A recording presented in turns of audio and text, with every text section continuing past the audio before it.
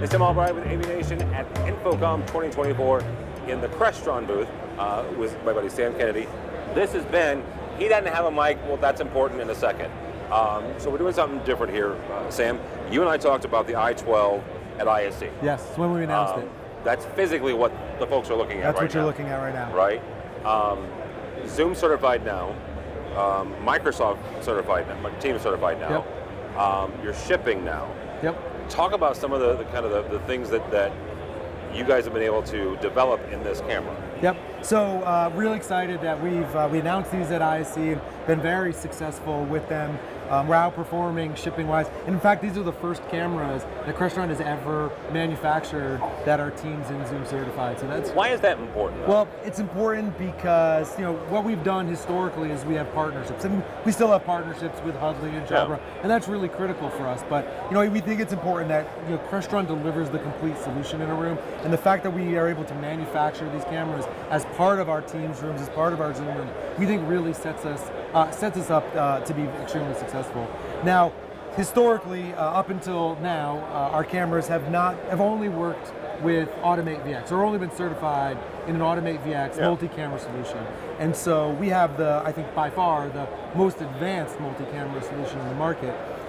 But these cameras are being leveraged just like we're using right now as a standalone device. Nobody's controlling this. Nobody's controlling this. So we have the intelligence built directly into the cameras. So when it's connected to my Teams room, my Zoom room, it's doing all that group framing based on just the hardware that's in the device. There is no hardware manufacturers. And we're at the trade show, there's a lot of people walking around. I know that's kind of making the camera and making it adjust based on the width we have, but it's all that innovation and AI work is built directly into the cameras itself. And we have two cameras here, right? Now, that's the second part of the real demo of what we're showing is we actually have a second camera mounted behind us. And so again, as I said, we have the most advanced multi-camera solution with Automate VX in the market, but we know that could be overkill for certain spaces. And so we have some use cases where the users have another place in the room, maybe a presentation zone, a podium, a whiteboard, where anytime someone wants to walk into that room,